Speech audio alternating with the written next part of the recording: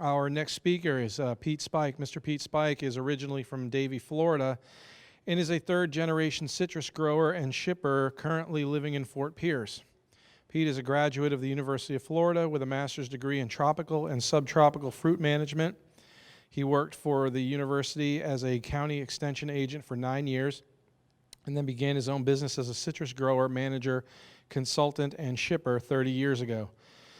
Pete and his wife Cindy own and operate the Orange Shop in Citra, Florida, and G&S Fruit Packers in Weirsdale, from which they send gifts of Florida citrus throughout the country, and Arapaho Citrus Management in Fort Pierce.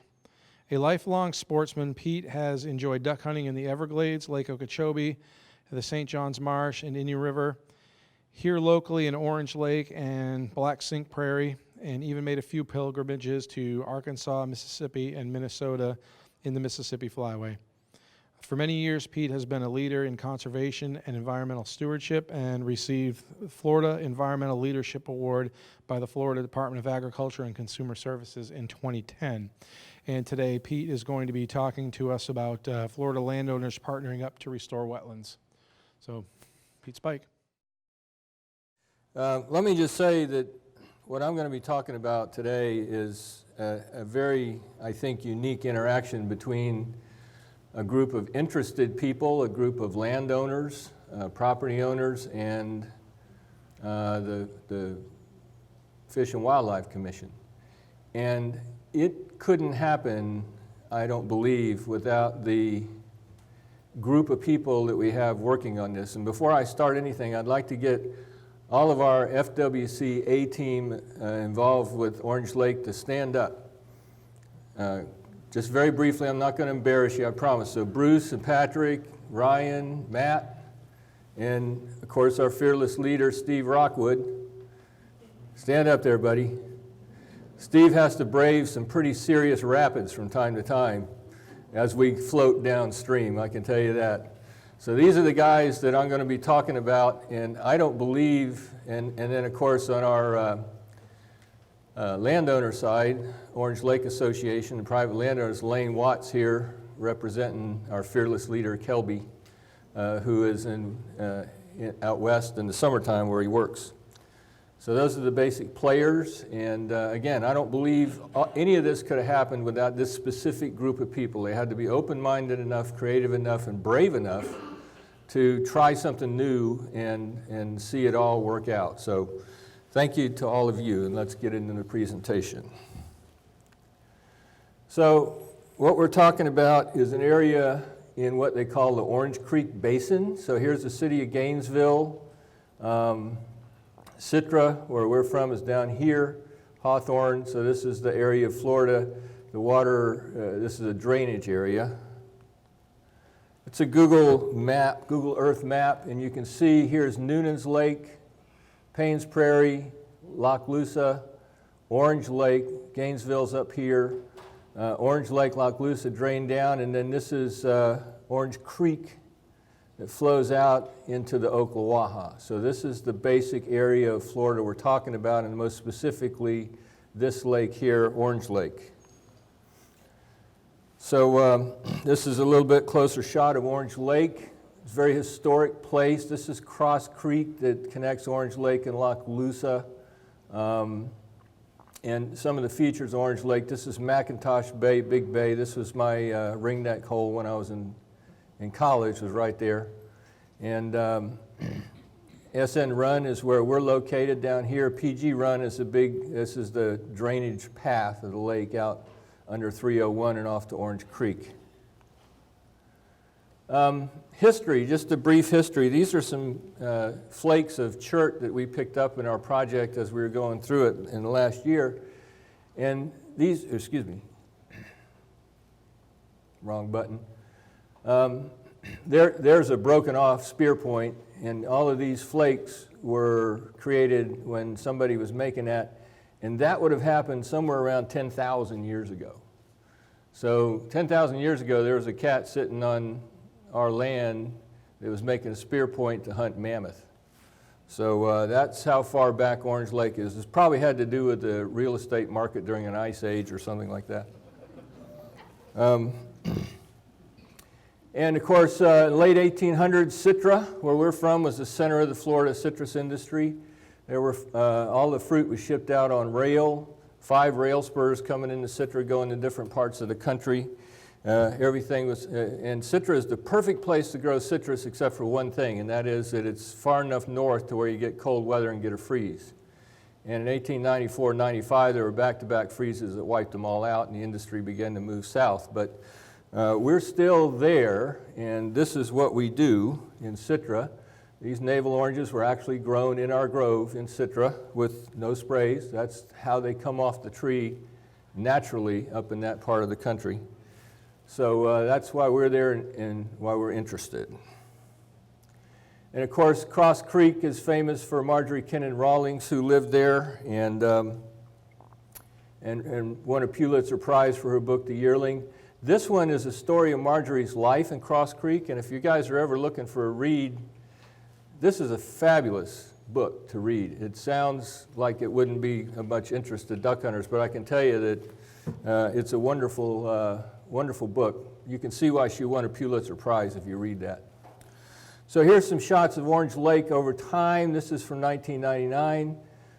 You have the main lake here. You got McIntosh Bay, PG Run, SN Run. And Orange Lake is a fairly shallow lake, and it's what I think of as a water table lake. As the water table goes up and down, the lake goes up and down with it. It's not very deep, so if the water table drops very much, it'll dry up on you. It dried up in the 50s. I know the old timers told me about that. In 2001, shortly after this, there was a dry down and a bunch of fires, and then again, it dried down again in late 2003, 2004, and then again in 10 through 13. So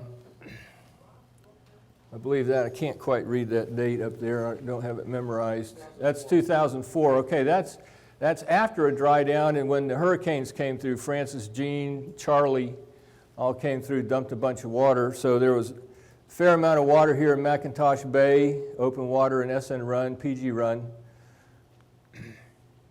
This is 2005 after Wilma. Another hurricane added some more water to the 04 hurricanes, and that's probably about as high as Orange Lake's been in recent memory. McIntosh Bay had a lot of open water. SN Run was open. PG Run had quite a bit of open water. This probably happened after the 01 fires, opened up a lot of that country there. And typically around the edges of the lake,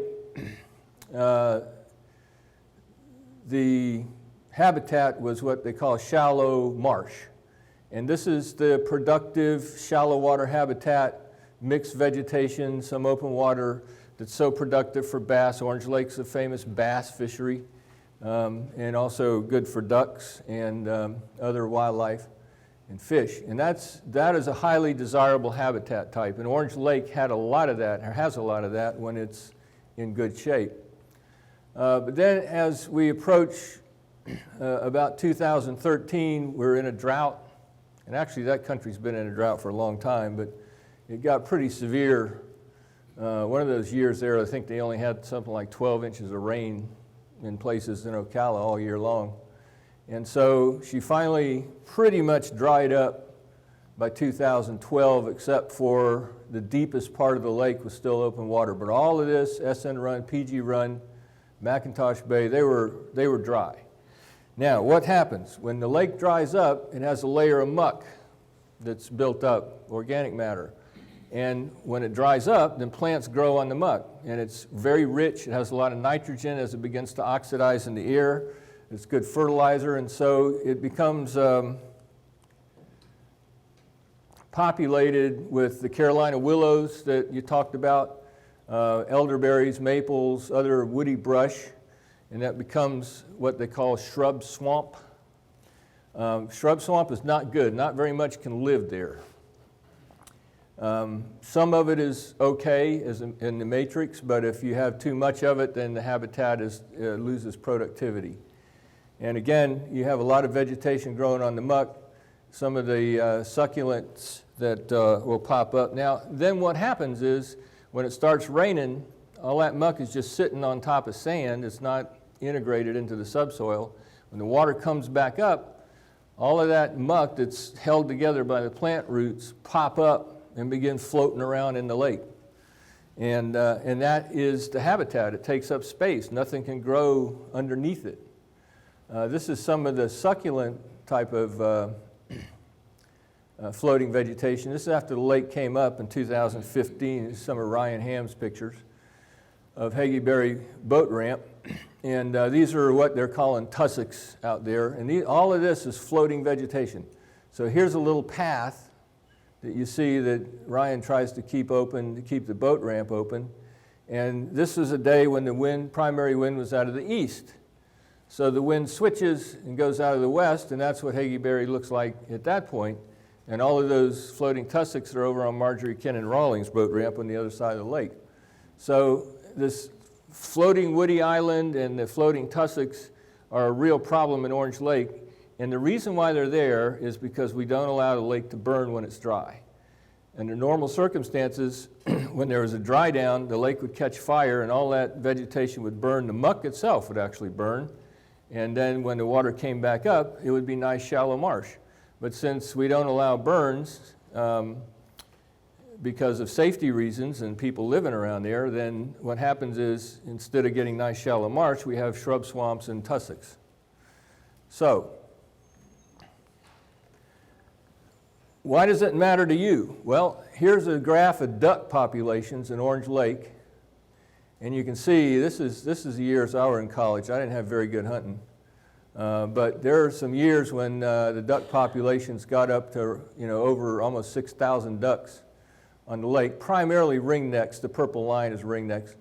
So the rest of this are woodies, Florida ducks, teal, that sort of thing in the shallow marsh. And the ringnecks are, of course, out in the more open water and hydrilla.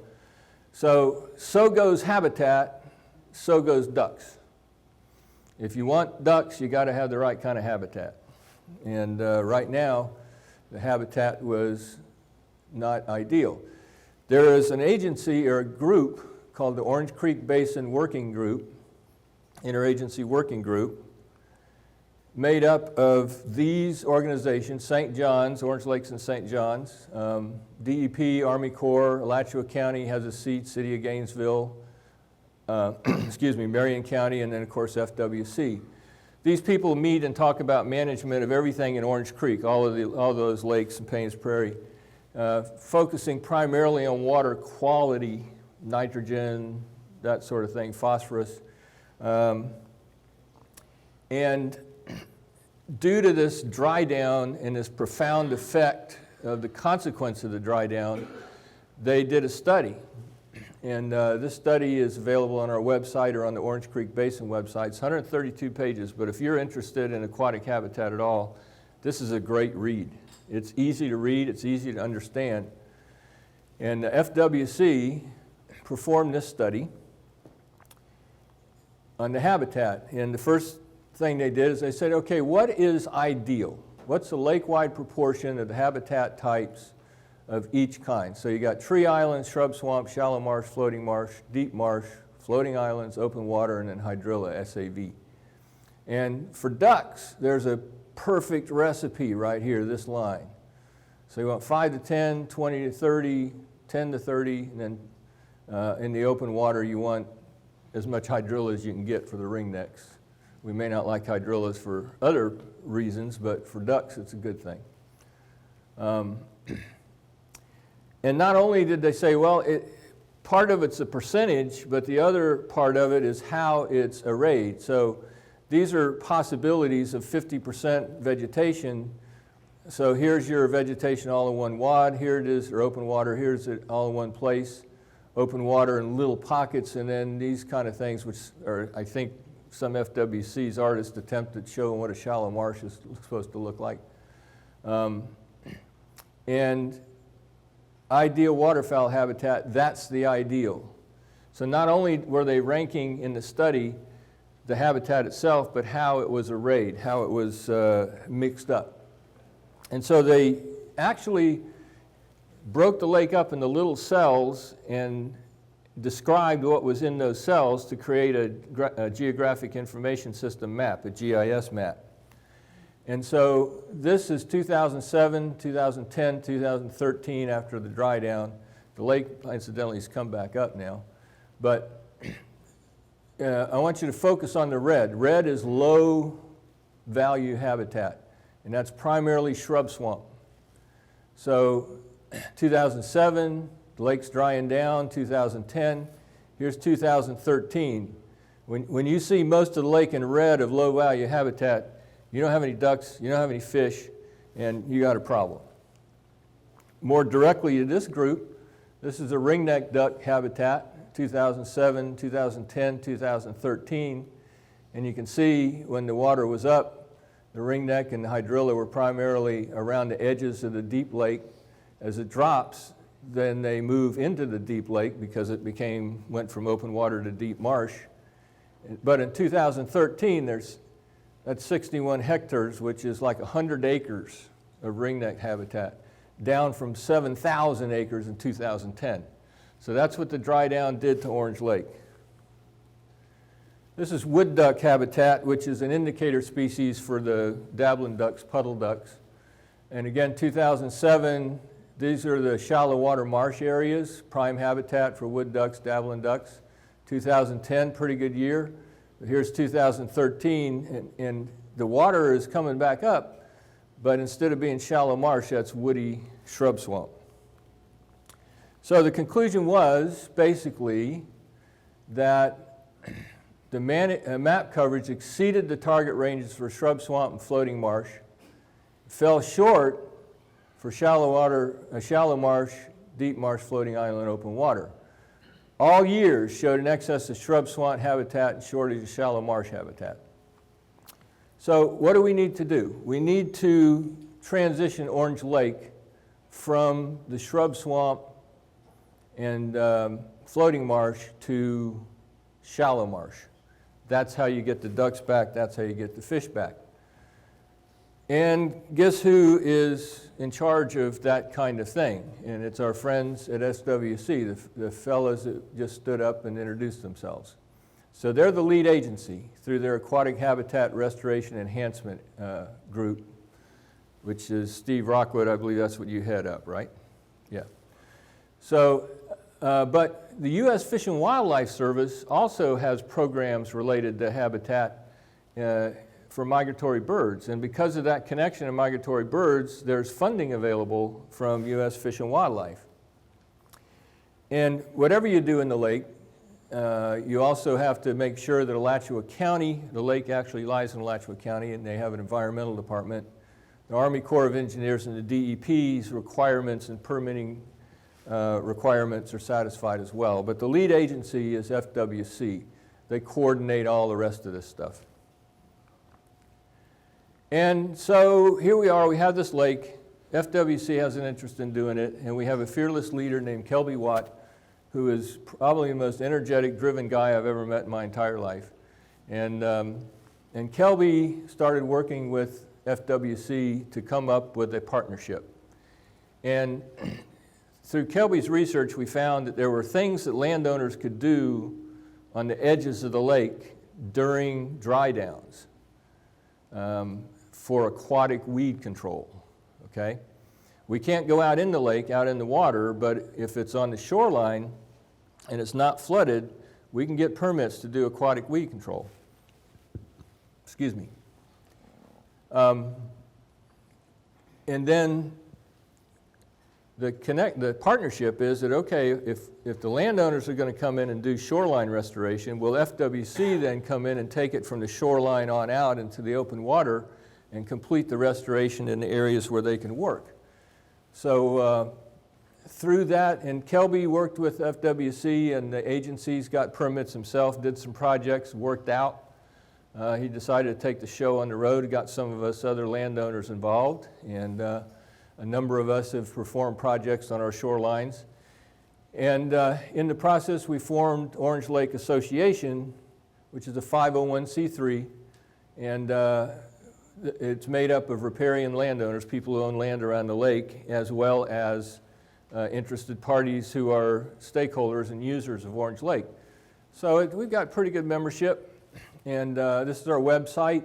Notice we publicized your meeting. And there's a lot of resources on our website as well as that Orange Creek Basin. So the FWC-OLA partnership, Orange Lake Association partnership, again, is that private landowners obtains the permits from FWC for weed management on a non-flooded riparian buffer, and we perform the work. U.S. Fish and Wildlife could cost share with us, with the landowners. And so with all of our major projects, U.S. Fish and Wildlife has stepped in and provided cost sharing, and it involves a maintenance contract. So along with restoring it, we have to maintain it that way for a certain period of time under the contract. FWC provides the in-lake aquatic plant management, and the goal of our partnership is to achieve the goals in the guidelines document, which is to shift habitat from woody brush to shallow marsh.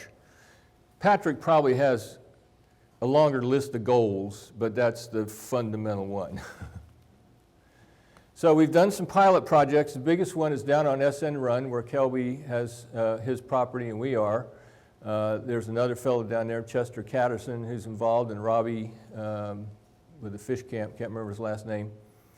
So we've actually restored a pretty large area, and that work is still in progress.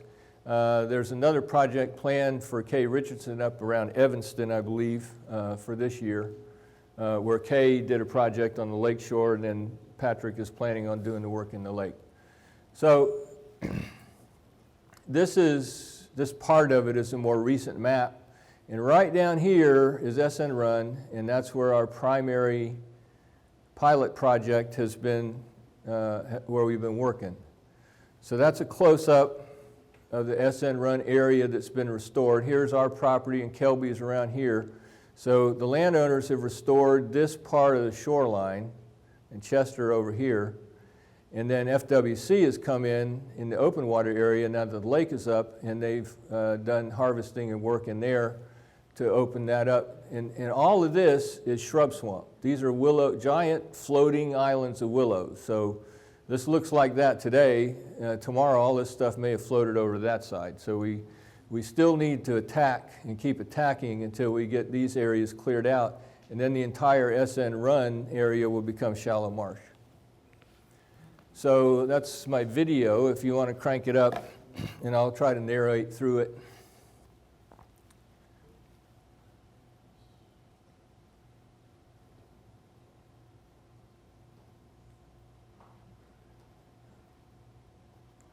So basically, this is the beginning of the video showing that that was the original shallow marsh habitat in Orange Lake. That's what we're after at the end of the day, after we do these restoration. Had to dry down. This is all vegetation growing on a layer of muck. When the water came up, this is all open water left in SN Run during the dry down. But all of that stuff will pop loose and start floating around the lake, and that's your shrub swamp. So as landowners, we obtained a permit from FWC, and then we did the work on the shoreline. We can't get our feet wet with our equipment. That's against the rules, but as long as it's dry, we can use equipment like this, and when we get down into what was normally lake bottom, then it's roller chopping and disking to try to control the vegetation. So you see, this is lake. That's what the lake looked like. This is a muck area where we would, that would normally be lake bottom, and that's where you do your roller chopping and disking. This is uplands where you see sand. Notice this clump of palm trees right here. We're going to see it again coming up. After we did that, before FWC did anything, this is what happened. And I'll just be silent here for a minute.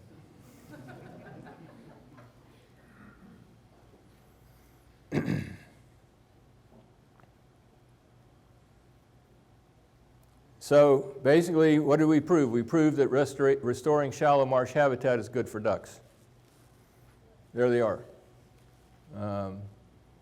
This was after Kelby's pilot project. Now, this shows the lake bottom as the lake is coming up. This is a layer of muck. Kelby kind of beat these down with his airboat. That's dog fennels. Here's your big shrub swamp islands that are going to turn into floating islands as the lake floods again. This is looking down SN Run. This is our property down on this end of it. This is muck. where Kelby's been disking and roller chopping as long as the water's down. So that'll help, oxidize that muck out of there. You can't burn it off. And here again, this is what's going to become what some people call tussocks. That's the Carolina willows anchored in muck. Water comes up, that begins to float. So we've done our thing. Now here comes FWC with their harvesters, and I'm walking away from the podium, aren't I? You still got me? This is one of their harvesters, aquatic weed. There's a cutter bar there, then this lowers down into the water, and it's a sickle bar that goes back and forth, cuts off the vegetation, and there's a chain that loads it in the belly, and then they come and reverse the chain and unload it. They've got a little rake deal here that pushes it forward. This is all material they've harvested out of the lake. Now here's where the landowners come in. They got to put that somewhere, and it's a lot of it when you do restoration. So this is our property in Orange Lake with about halfway through the process, and these are the muck piles that we end up with. And that's why the landowners are so important. We've got to agree to become the repository site for all of this material they're harvesting out of the lake. And we've mounded it up, we're composting it, and we'll eventually turn it into the soil and enrich our land for, in my case, citrus, and other people, cattle. This is a finished product as the lake is up. So here's our shoreline restoration, and then you can see how far the water's up. Remember our cabbage palm trees that I just mentioned? So here they are, they're now an island. So the water's come back up, and then this is where Patrick worked with his harvesters out in this part of the lake, which is in the water. We can't go there, but he can. And that's Kelby's property over here. We're looking away from mine. SN Run out in this area.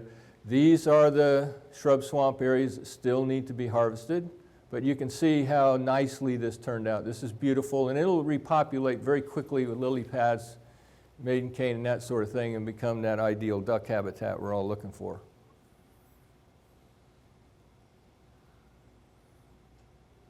So that's just some of the teal flocks that are trading in that semi-restored area earlier on, and we'll expect to see a lot more than that before it's over.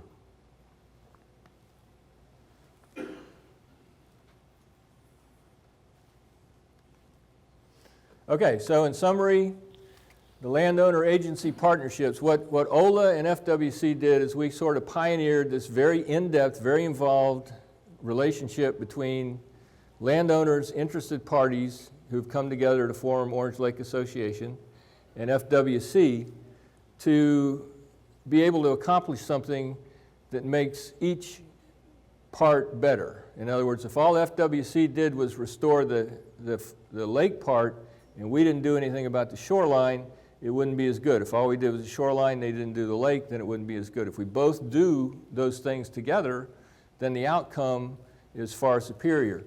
So FWC is the lead agency, and they provide us with their patient guidance at times and leadership. They have a stakeholder process where they're have a series of meetings with anybody that has any interest in Orange Lake. They're bringing them together and they're discussing the guidelines document, which is our Bible now. And from that and from the public input, they're going to devise the long-term strategies for Orange Lake. SN Run was done as, in part, as a pilot project to show the possibilities and what can happen if we all work together. OLA provides political support, and remember, in FWC and any public agency, somewhere up there, there's a political animal, and you have to make sure that those people are covered and safe in order for your programs to be successful, and OLA does help with that as best we can. And of course, we're the forum for interaction with our members and leadership. And then the individual landowners have to step up and provide in-kind improvements. We pay to improve that shoreline. Even though we get cost sharing, it still costs us money. And we also have to provide the place for the material that's harvested out of the lake to be deposited. And then of course, U.S. Fish and Wildlife, while they're not there on the ground, their cost share is a tremendous incentive for us, and it gets more work done that would otherwise be possible. So we're grateful for them as well. And that's that's the end of my presentation. I'll be happy to take any questions.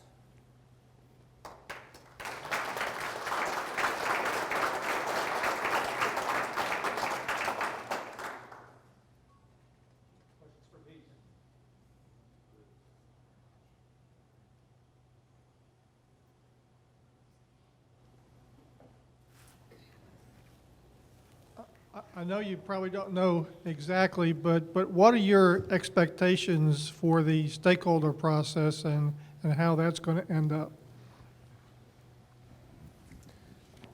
Well, I think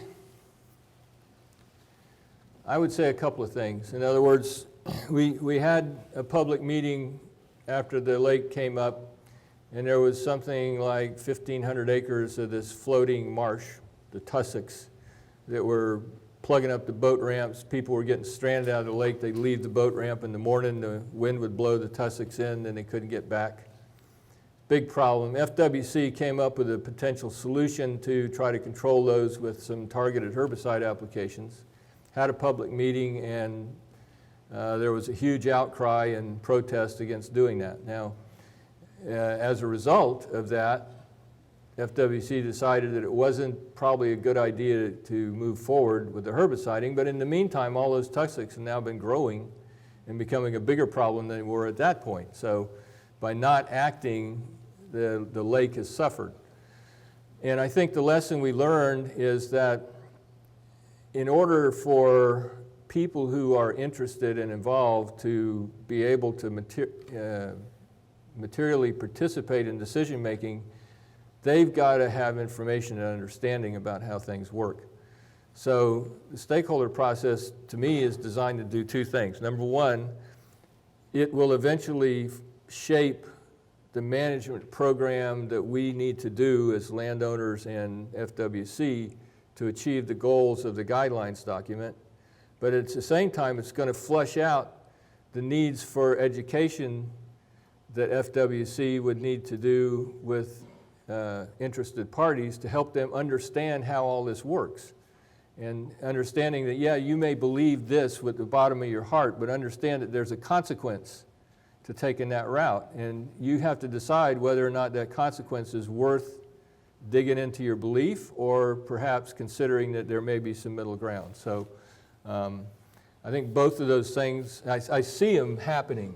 Every time there's a meeting and somebody talks, it seems like people, light bulbs, I see light bulbs going off in people's minds. One thing if you're on the lake and watching it and understand how the lake works, and it's another thing if you're not there every day. So it helps those people who have strong feelings but not a strong presence become better decision makers.